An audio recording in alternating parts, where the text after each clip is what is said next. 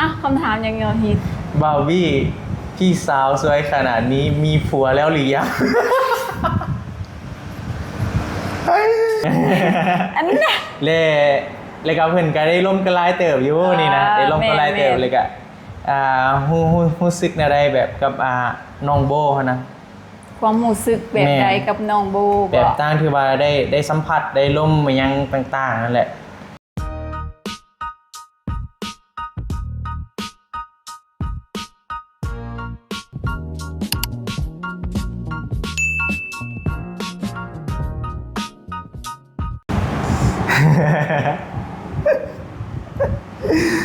สวัสดีเด้อพี่น้องเด้อ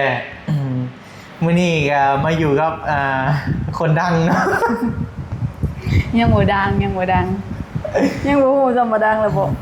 พอดีมื้อเช้านี้ว่าวี่ไปสั่งดินมาให้น้องโบแล้วพอพี่น้องก็เลยกลับมาเฮ็ดเวียกก็เลยถาพ่อเนาะจังหวะพ่อออกมาก็เลยว่าอยากมานั่งร่มกับคนดังเด้อพอพี่น้องเด้อคนดังเงินใจเกินร้อย เนาะเรื่องกันนะคะว่า ก็เลยสิมานั่งถามความรู้สึกเพิ่นว่าเป็นอะไรเนาะแบบในการไปประจนภัยครั้งนี้นะเนาะพี่น้องเดี๋ยวสิมาถามความรู้สึกเพิ่นแล้วก็หลายๆเรื่องเนาะเดี๋ยวเฮามาถามฟังนำกันเลย เจ้ารู้สึกอะไรในการที่ว่าเจ้าได้ไปสอยเรือผู้ประสบภัยน้ำท่วมในครั้งนี้คำถามนี่เห็นนั่นเบาเตียงก็ถามเลยเนาะเธอหนึ่งโดยความรู้สึกเห็นหลายคนถามเลยว่าจากฮู้ความรู้สึกว่าไปแบบนี้มันเป็นแนวใดโดยก็เป็นความรู้สึกแปลกใหม่เป็นความรู้สึกแปลกใหม่แม่นแปลกเพราะว่าก็บ่ได้ไปสุดขนาดนี้นะ2 มื้อนี่ก็ถือว่าครบอลีแหละครบเนาะทั้งเมื่อยทั้งม่วนทั้งมีความสุขแม่นผ่านเรื่องหลายเรื่องอยู่มีดราม่ามีม่วนมีตลกมีรอยยิ้มมีความซึ้งดราม่านี่บ่แม่นแบบดราม่าอย่างใดดราม่าคือบาร์บี้เองนี่แหละให้เพิ่น ย่าน FC คิดว่าดราม่าเรื่องหยังหั่นนะพี่น้องก็คือเรื่อยไปนำมื้อวานนี้แหละก็มีการน้อยใจเพิ่นอยู่เนาะพี่น้องก็คือฮู้เลยก็เป็นห่วงเอากันนี่เด้มื้อก่อนคือเราเมื่อวานนี่ก็มาน้อยใจอีกเนาะ มื้อก่อนเมื่อวานนี่ไปนำกัน ดราม่าก็คือบอบบี้ให้เพิ่นนั่นแหละพี่น้องก็โดยรวมก็ม่วนเนาะโดยรวมเนาะโอเคแม่นบ่มักบ่แบบนี้มักได้มักบ่คันทุกคนคิดว่าเหมาะเป็นตาอยากให้ออกดูอยากให้ไปนำดูเข้าคลิปห่วมดูก็อาจจะมีโอกาสอีกถ้าบ่เหมาะแหละไปเฮ็ดหยังของค้าของแข่งก็บ่ไปได้เบิดแม่นบ่ได้เบิดเฮาก็ต้องแบบบ่สร้างความเดือดร้อนให้อันคนออมขางเนาะเฮาก็พยายามแหละไปตื่นกล้องดิบ่เคยออกดูก็ยังตื่นนี่เนาะเป็นครั้งแรกได้ที่แบบว่าเฮามานั่งอัดนำกันเนาะแต่ส่วนหลายก็แบบถ่ายอยู่แบบผ่านๆนะพี่น้องแต่ว่าแบบหน้ามานั่งเว้าเปิดใจกันเว้าประมาณนี้แบบเป็นครั้งแรกได้นี่เรียวนี่ก็คำถามยอดฮิตเด้อมีคำถามยอดฮิตได้คำถามยังยอดฮิตบาร์บี้พี่สาวสวยขนาดนี้มีผัวแล้วหรือยัง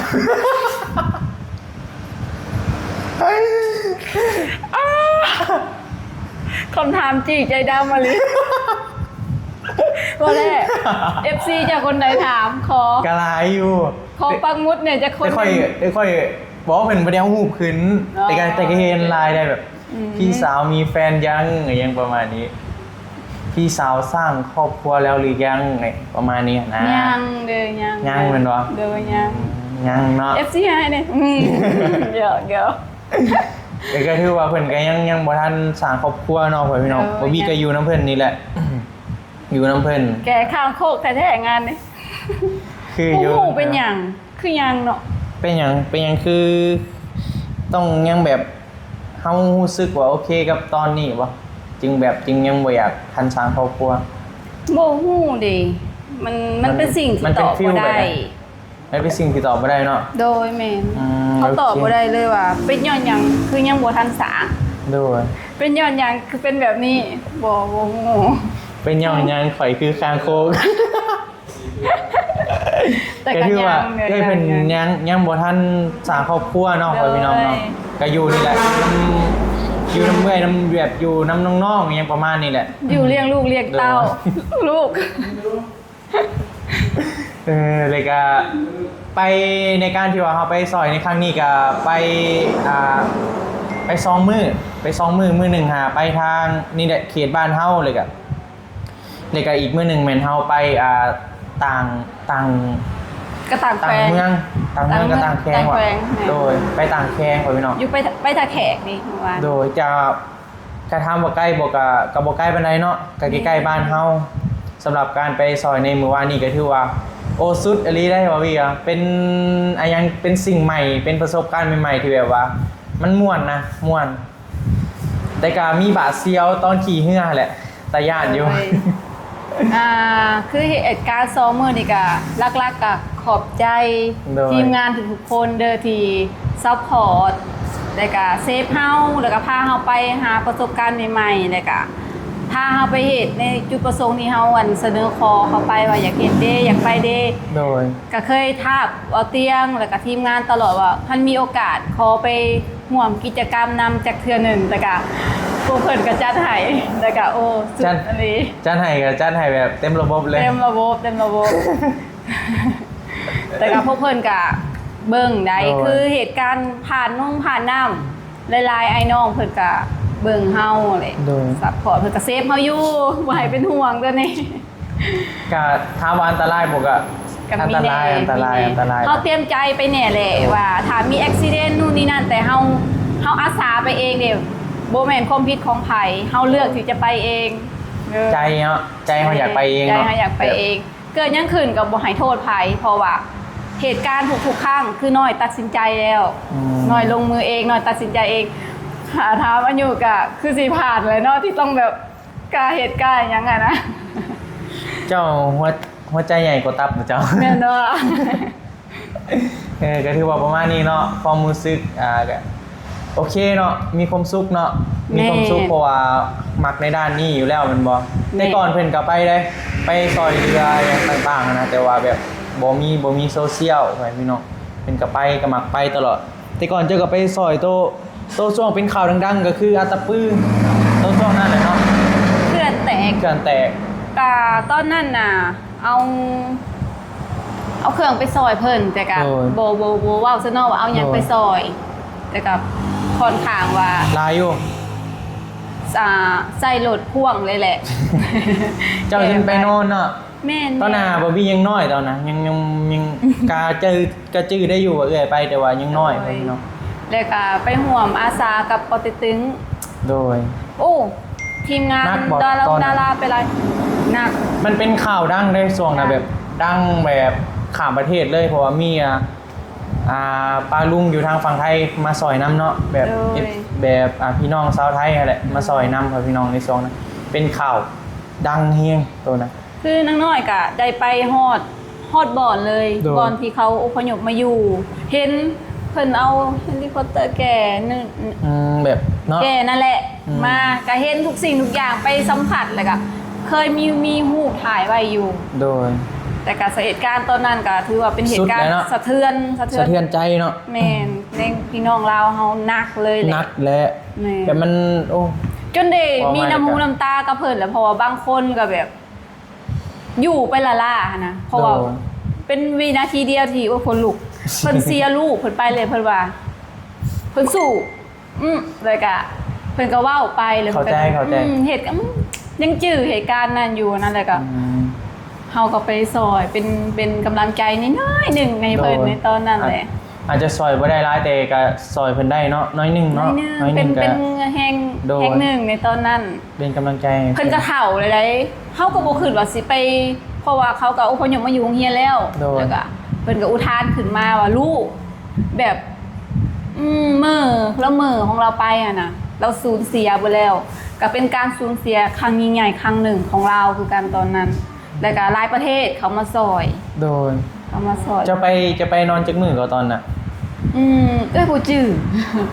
ประมาณ2มื้อหัว กลัว 2-3มื้อบ่ แม่นเพราะว่าบ่ได้อยู่ในอัตตปื้อ โดย เลยลงไปไปบ่อนที่ว่ามันนั่นน่ะเลยบ่ โดยไปสนามทรายเลย โดยก็ถือว่านักอยู่เหตุการณ์ในครั้งนั้นก็คือเพิ่นก็มักในด้านนี้อยู่แล้วพี่น้อง คืออยู่บ่ โอ้ก็หลายคนก็เป็นห่วงเจ้าแหละก็ เนาะ หลายคนเพิ่นก็เก่งอย่างประมาณนี้ ได้อยู่ เจ้าก็ วะ ได้เบิ่งคลิปอยู่บ่ เบิ่งน้อย เบิ่ง อยู่เพราะว่า ได้อ่านคอมเมนต์อยู่บ่ เพราะว่าพอดีแบบพากันเฮ็ดกิจกรรมแล้วก็วางแผนนู่นนี่นั่นเด็กก็ โด สิ ย ยังบ่ได้ ยังบ่ได้โฟกัสกับคลิปปานใดเนาะ แม่ เพราะว่า แต่ เฮา ก็ ก็ เห็นอยู่ เพราะว่าเฮาก็เบิ่งเวียกเนาะ โดย เด้อสิอ่านให้ฟังเด้อเดี๋ยวอ่านเม่นก่อนพี่น้อง พี่สาวบาวบี้สวยน่ารักมากรู้สึกอะไรกับเพิ่นเม่น ถึง เนี่ย ย่องว่า แม่นถึกย่อง เขิน เขิน เขินเลยเนาะบ่ค่อยมีใคร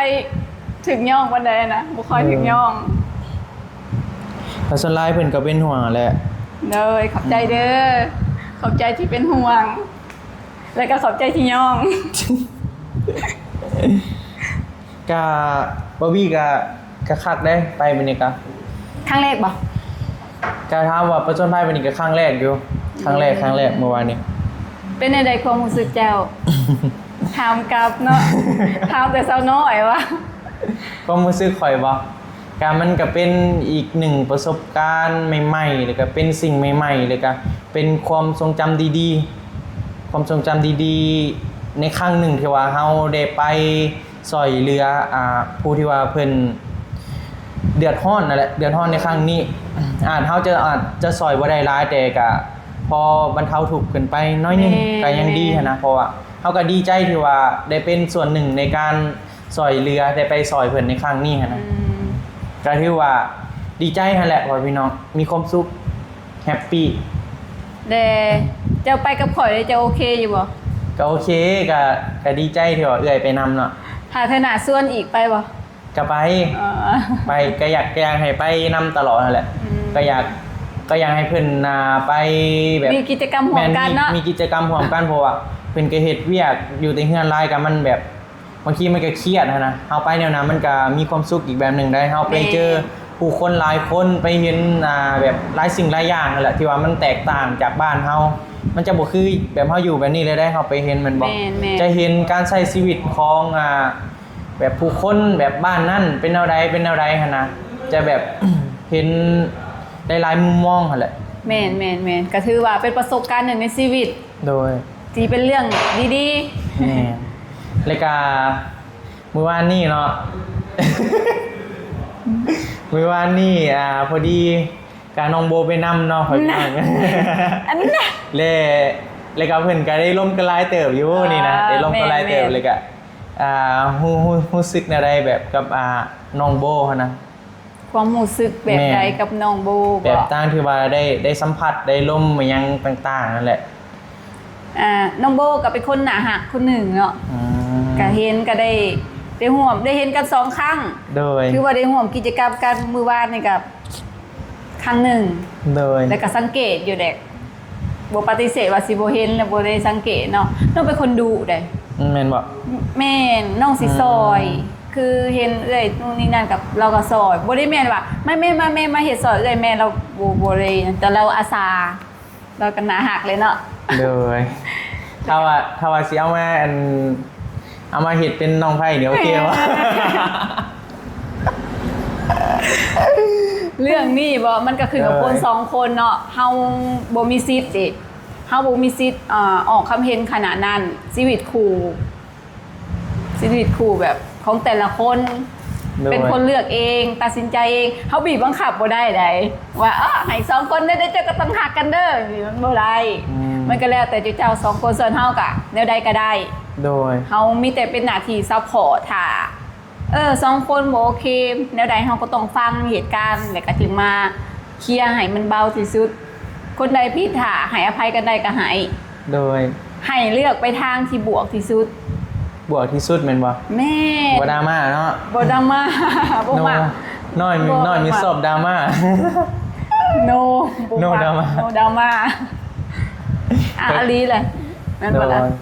แม่นแต่ว่า เพราะว่าจะอยู่กับเอื้อยก็สิบอกตลอดว่า แม่น เป็นสิ่งหนึ่งที่เอื้อยค่อนข้างโมากความ บ่มัก ท็อกซิก แม่น เรื่องดราม่านี้มันกะหลีบ่ได้ แต่ก็ โดย พยายามเห็นให้มันเบาที่สุด แบบเฮาบ่อยากบ่มักอยู่แล้วนะแบบบ่มักแบบดราม่าไปพี่น้องแบบ เลย มักแบบมักเห็นผู้คนแบบมีความสุขมักแบบชีวิตมีความสุขหลายก่อนเรื่องดราม่านี่แบบจะแบบหลีกเลย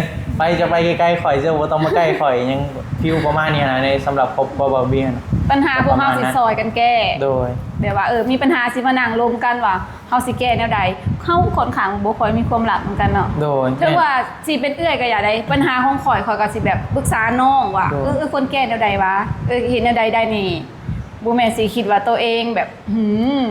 บิ๊กขนาดนั้นนะ กับบาร์บี้กับอันนี้แหละกับปรึกษาเพิ่นทุกเรื่องเลยแหละไว้พี่น้องแบบ เอาเรื่องซาโบจะคือบ่ได้ปรึกษาข่อยโอ้ยเห็นบ่ ข่อยก็ยังบ่ได้หยังเด้เนาะ เออ ก็ยังแบบก็ยังบ่ได้เป็นหยังกันเด้ เอาแต่ข่อยเห็นหลายๆคนเว้าคืออีกแบบเนี้ยเดี๋ยวต้องไปเบิ่งคลิปคืนเลยเนาะ ไปเบิ่งข่อยก็ ได้ ข่อยหาไปนั่นก็หนึ่งมากก็เวียกข่อยอยู่นั่นแหละคือข่อยบอกเจ้าหั่นแหละข่อยผู้ใหญ่มอบหมายเวียกให้เฮ็ดห้านให้น้องเพิ่นนั่นแหละข่อยก็เลยได้ไปนั่นเลยก็ไปถ่ายเลยก็ก็ เขาถามได้บ่ ฮะ มีไมค์บ่เขาไมค์แน่ ได้ไหมนี่ไหมไม่ได้พอจะเด้ คนละไมค์เนาะ คนละไหม สบายดีบับบี้ เจ้าอย่าเอาแบบค่าใดข่อยตอบบ่ได้เด้แนวตอบได้ข่อยตอบแนวตอบบ่ได้ข่อยบ่ นี่ ต น้ อ อบ ยสิมาเป็นพิธีกรมาถามบับบี้เนาะจอเลิกใจบับบี้อันเห็น FC เพิ่นฝากถามมาหลายคนนะ โดย บับบี้มีความรู้สึกกับซาโบแบบ เด้ ไหน อ ตอบเลยบ่เป็นคำถามที่ตอบได้อยู่บ่ ได้ความรู้สึกบอกอ่ะ หน้าคือแดงเนาะ โอ้ถามว่าความรู้สึกบอกความรู้สึกก็รู้สึกดีนั่นแหละที่ว่าได้เจอกันแล้วก็ก็น้องเพิ่นก็เป็นคนแบบอาทยาศัยดีนั่นแหละแบบสิว่าเนี่ยก็แบบเจ้าว่าวนั่นแหละ เอ้าข่อยก็ตอบ เอาความจริงเนาะ เลิก ข่อยก็ยังบ่ได้ฮู้เราเลิกดิหาก็ฮู้กันดำเถื่อสองเถื่อข่อยยังการันตีบ่ได้ใดแต่ให้ข่อยอคติคนข่อยบ่อคติอยู่แล้วบ่แม่นเนาะเห็นกันปุ๊บเลยใครนี่ยังมันก็บ่แม่นบ่ ก็โอ้ก็รู้สึกดีรู้สึกดี รู้สึกดีที่ว่าได้เจอน้องเพื่อนนั่นแหละน้องเพื่อนก็เป็นคนนะ คนยัง เป็นคนน่าฮัก หักบ่ล่ะ โอ้เจ้ามันก็ต้องเบิ่งกันไปก่อนอีกแบบเรื่องแบบอะไรยังต่างๆนะแบบเป็นแฟนกันนะเพราะว่าก็คือเจ้า ข่อยยังบ่ได้ถามว่าเจ้ากับเราเป็นแฟนกันบ่ กะ แม่ว่ามีเปอร์เซ็นต์เหมือนวันนี้มีเปอร์เซ็นต์เหมือนวันนี้เนี่ยรุดเองแล้วรุดเองแล้ว โอเคเอาเริ่มใหม่ บอบบี้รุดปากเลยเด้อพี่น้อง เริ่มใหม่ความรู้สึกแม่นบ่ สิเริ่มใหม่ยังได้เนาะอ้าว บอกความรู้สึกใครก็บอกเจ้าว่าก็รู้สึกดีเอาซื้อรู้สึกดี มีโอกาสเป็นบ่ มีโอกาสแบบไหน เอาถึงจะตอบกี่ในมีโอกาสเป็นบ่ อย่างนั้นมันก็ต้องใช้เวลาเด้เพราะว่า เวลาจะ เจ้า เมื่อ ก็เคยบอกข่อยตลอดว่าความหักมันเป็นเรื่องที่แบบละเอียดอ่อนเด้การที่ว่าเฮาสิมาหักกันมันก็แบบต้องเบิ่งกันว่าข่อยมักอันนี้เจ้ามักอันนี้แบบไลฟ์สไตล์ชีวิตเฮามันสิตรงกันบ่นะเพราะว่ามันต้องตรงกันเด้มันจึงไปกันได้นะสมมุติเจ้ามักปาร์ตี้ข่อยมักทำบุญนะมันก็คนละโลกแล้ว มันก็ไปกันบ่ได้แม่ ค เรา วามหักท็อกซิกบ่ มันต้องใช้เวลาแหละมันต้องใช้เวลา ถ้าลีกได้ก็ลีกแบบความหักท็อกซิกแต่ความหักมันมีหลายรูปแบบ โดย ถ้าหักแบบแฟนบ่ได้ก็หักแบบไอ้น้อง แม่ หักแบบหมู่ แม่ ความหักมันมีหลายแบบ แม่ อย่าโฟกัสแต่ว่าต้องเป็นสู้สาว แม่ถ้าว่าเฮาแบบ เฮาบ่สามารถเป็นแฟนกันได้ก็เฮายังเป็นไอ้น้องที่ดีต่อกันได้เฮาสามารถเป็นหมู่ที่ดีต่อกันได้นะ แม่น มันก็มีหลายแบบแค่แนวนั้นแหละแต่ข่อยกับเราก็หาก็ฮอดยังบ่ฮอดเดือนประมาณ3ทิศบ่ก็ใกล้สิฮอดเดือนแล้ว เอ้า ที่ พี่ ไป รู้จักกันน่ะบ่ แม่น เอ้า ยังบ่ได้ฮู้จักกันมาก่อนเลย โอ้เอ้าแลเริ่มจากหยัง เริ่มจากหยังเริ่มจากมื้อนั้นเนาะพอลี่สิไปมอบเงินให้เบลกับว่าไส้หั่นแหละมื้อนั้นท่านเพิ่นได้รับรถเนาะได้รับโชคใหญ่แต่ก็เงินยังเหลืออยู่ที่ว่าผู้ใหญ่เพิ่นฝากมาซอยนั่นแหละเพิ่นเห็นได้เพิ่นอีกกระบะพี่ต้นเลยก็เลยมื้อนั้นก็โคตรแบบโคตรแบบบังเอิญที่สุดเลยบังเอิญแฮงใดปกติเฮาตื่นมาเฮาต้องไปเวียก เขาว่าพรหมลิขิตบ่ ฟังก่อนคอยตื่นมาคอยต้องไปเวียกเนาะทุกมือต้องไปเวียก แล้วมื้อหน้าบ่ไป เอ๊ะ โอ้ เป็นหยัง แล้วก็บ่ได้เคยไปกับไอลี่เลยก็บ่ไอลี่ก็บ่ได้เคยแบบโทรมาเลยแล้วมื้อหน้าก็งงคือกันเราโทรมาไปทางใดน้องไปถ่ายคลิปกับไม้บ่อหยังประมาณนี้แล้วเฮาก็พอดีอยู่เฮือนนี้มื้อหน้าก็เฮาอยู่เฮือนนี่แหละบ่ได้ไปเวียกทางใดมื้อนี้หันนะก็เลยเพิ่นก็ชวนไปถ่ายคลิปแล้วก็เอาเงินไปมอบให้อยู่เฮือนเบลนั่นแหละแล้วถ่ายคลิปแล้วก็สิกลับแล้วมื้อน่ะสิกลับแล้วหลังจากที่ถ่ายคลิปแล้วพอดีเห็นน้องโบเข้ามาบัดนี้ขี่รถเข้ามาเลยก็เพิ่นก็แบบแซวหยอกตามแบบนั้นเลยเนาะแล้วก็ก็ลองถ่ายคลิปนํกันเลยก็ประเด็นคือแบบวันนี้บุ้มแบบ FC เพิ่นแบบกระเซียบัดนี้ พรหมลิขิตนานบ่ปฏิเสธ เพราะแบบ FC เพิ่นก็เซียอะไรอีกอย่างเฮาก็FC มักหันนะเฮาก็แบบก็เลยแบบลองอีกยังเบิ่งหันนะก็ประมาณนี้แหละจึงพอกันหันนะ แต่ก็ FC เพิ่นก็เข้าใจแหละถ้า โดย มีเหตุการณ์อุบิเหตุว่า2คนรู้สึกไปอีกแบบหนึง แม่นก็ เพิ่นก็เข้าใจ โดยแต่การเฮาก็คือจะว่าหั่นแหละความหักมันเป็นหลายรูปแบบเนาะหักแบบเอื้อยหักแบบน้องหักแบบไอ้น้องอิหยังก็หักแบบแฟนอิหยังก็ได้นะพ่อพี่น้องมัน แต่ถ้า แบบ หันหมักหักกันแบบสู้สาวก็ถึกใหญ่หลายคนอยู่ ข่อยบ่เป็นนั่นน่ะดอกข่อยนะ ข่อยเป็นคนดี ก็ยัง หัก ต้อง ที่เห็นมื้อวานนี่บ่แบบนี้ได้พวกเจ้า ต้องใช้เวลาดิ เอ๊ะคือมื้อวานนี่ก็บ่ได้ขอใช้เวลาได้มื้อวานนี่เนาะ เอา เป็นจั เนาะ บมือถือแขนกันอยู่เลยเนาะ ก็เป็นห่วงอะไรเนาะเพราะว่าเพิ่นก็ไปนำเด้แม่นบ่น้องเพิ่นก็ยังน้อยอีกนะเฮาก็เป็นผู้ชายเนาะก็ต้องปกป้องเพิ่นนั่นแหละ เจ้าเฮ็ดถึงแล้วคือเอื้อยมันไม่แก่อยู่แล้วบ่ต้อง โอ้ยข่อยก็ดึงทั้งเจ้าดึงทั้งเราเด้ ข่อยก็บอกกันแล้วว่าโฟกัสน้องโลดข่อยมัน โฟกัสน้องโลดเลยนำผัดกับสิฟิวเลยอันนี้ โอ้น้ำหิ้งเนาะน้ำเนาะ แห้งเห็นน่ะ น้ำเหี้ย แค่ ไง แบบนิดนึงอะนะแต่แบบเหตุการณ์คือว่าเจ้ากับเบาหยาว แม่นไอ้ยาวขนาดไอ้ยาวผู้ชายยังล่มนะเฮาน่ะซอยแล้วแต่เฮาก็ไปล่มเอง เอื้อยนะฝากชีวิตกับเราเห็นเราสู้ขาเรายาวอะพยายามหาเบาหยาวนี่แหละต้องรอดดึงเรา แล้วก็จักคือได้แหละน้องชายอีกคนหนึ่งว่าเอ้ยมาจับเอาเอ้ยเด้อเอ้ยไปกับเจ้าข้างหลังหึมแล้วโหว่า โอ้น้ำ มี หิ้ สาวน้อย งน้ำหิ้งอะไรเลยถ้าเฮาบ่ประคองเรานี่เราสิผัดไปเลย อุปกรณ์เราเสียหายหลายบ่ ก็บ่ฮู้ว่าไม้เราน่ะบ่แต่ไม้เฮาก็ยังรอดอยู่ ไม้นี่ฟื้นมาเว้ยพี่น้องป้อปฏิหารย์เลย3เทื่ออะไรแบบมันเจ็บแล้วมันก็กลับมา อ๋อ เทื่อเป็นไม้ค้ำไม้คูนได้นี่ได้ แบบเนาะนิดเดียวมันหมื่นได้ มันเป็นดินดาบแต่บวกด้วยกระแสน้ำมันพัดมันแห้งแบบนี้มันก็เลยแบบมันเหตุให้การทรงโตของเฮามันยากนะมันก็เลยลื่นลงไปเลยคันว่าเฮาบ่จองแล้ว ตกคลองเลยยาว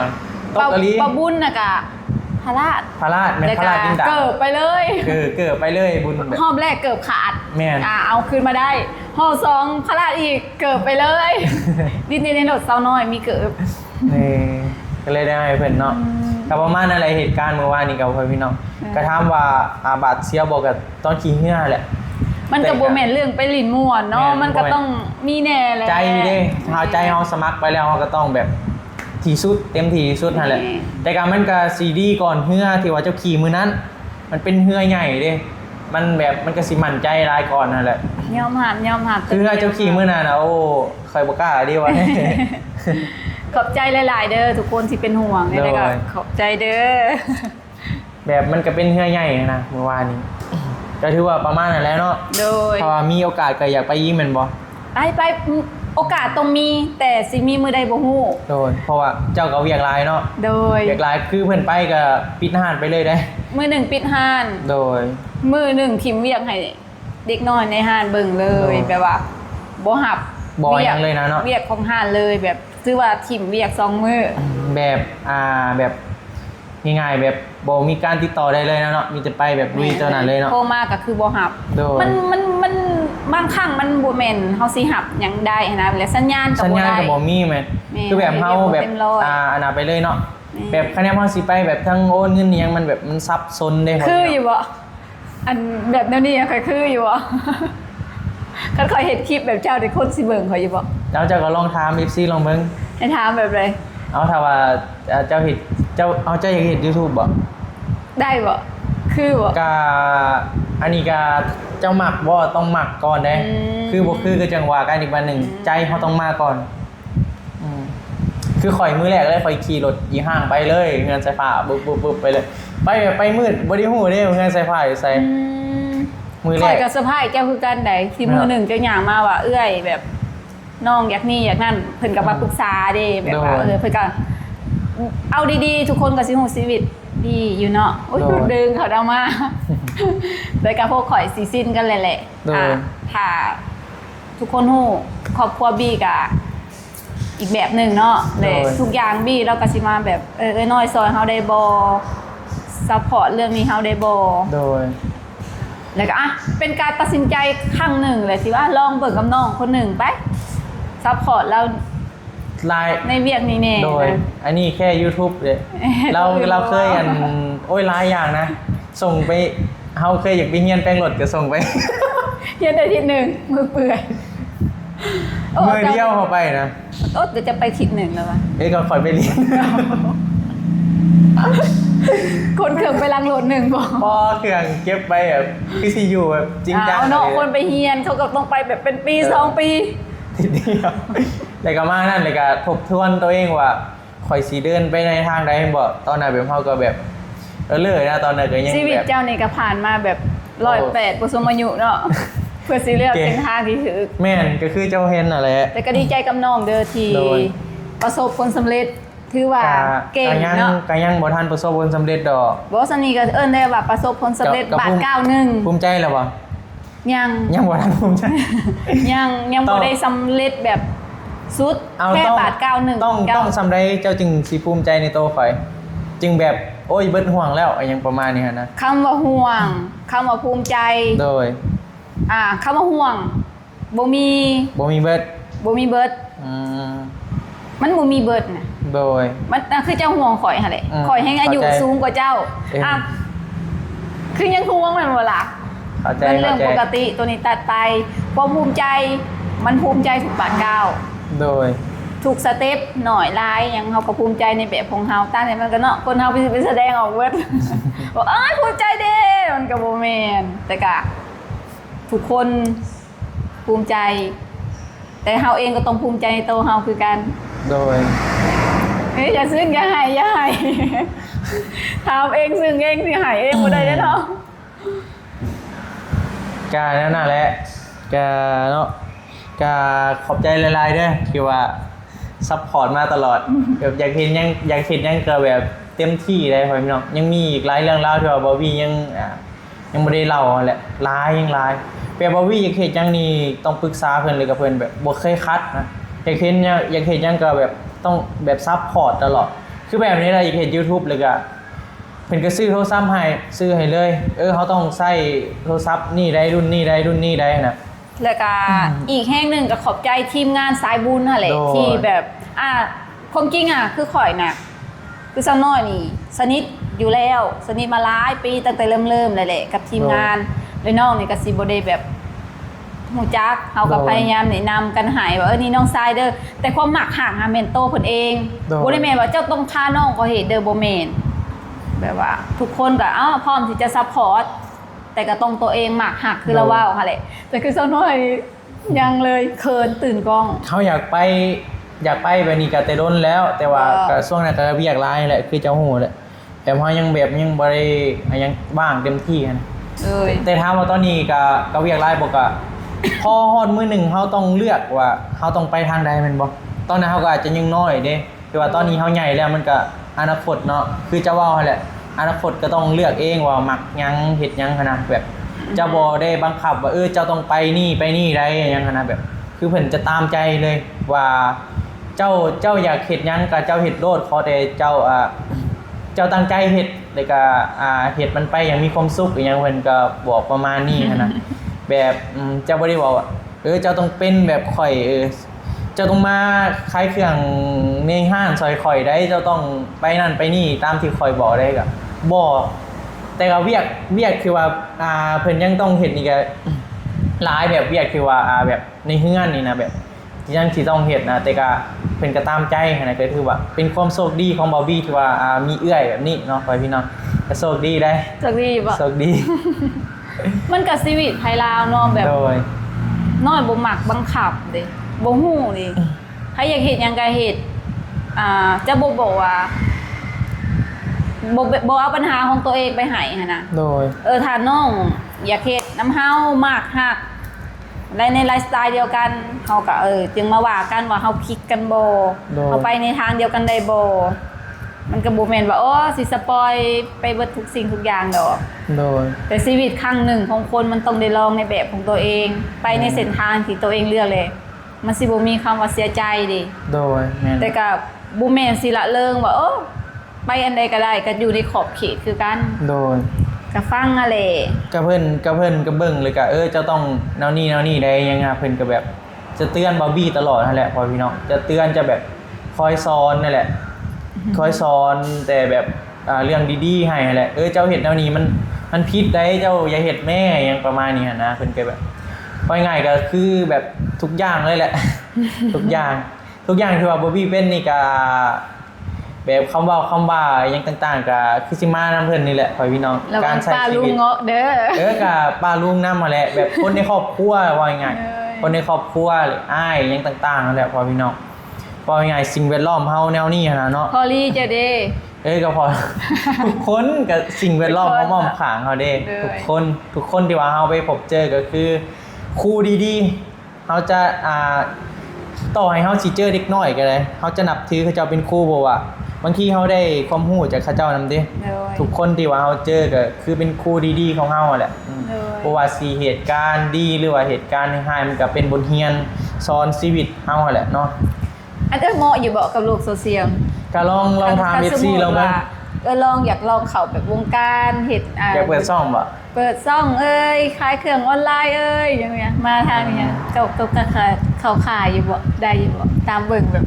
บุคลิกหาทาง ก็บุคลิกก็ได้ก็โอเคเด้สำหรับมุมมองของเฮานะบ่แม่นว่าอวยเด้ตัวเองเด้อไว้พี่น้องก็โอเค เพราะว่าเพิ่นก็มักในด้านนี้แล้ว แต่ว่าเรื่องเปิดซ่องเปิดหยังก็คือเฮาต้องดูเฮ็ดนั่นแหละคือเฮาไปทุกมื้อแหละบางมื้อกับเฮือนบักดึกอหยังประมาณนั้น แม่นเจ้ากลับดึก กลับดึกจนงงว่ามื้อนี้มานอนเฮือนบ่เนาะ เพราะก็กับดึกอีหลีประมาณ 9:00 น 10:00 นอหยังประมาณนี้พอมาเพิ่นก็นอนแล้ว คือแบบบางทีมีเวียกแต่เช้าก็ตื่นเช้าเลยก็ไปเลยแบบบางทีจนบ่ได้พ้อกันได้เป็นทิศเป็นหยังก็แบบ เพราะว่าเนาะเจ้าก็อยู่นี่เนาะเฮาก็ตื่นเช้าไปค่ำมากับมืดเลยนะบางทีก็บ่ได้เห็นหน้ากันเลยอะ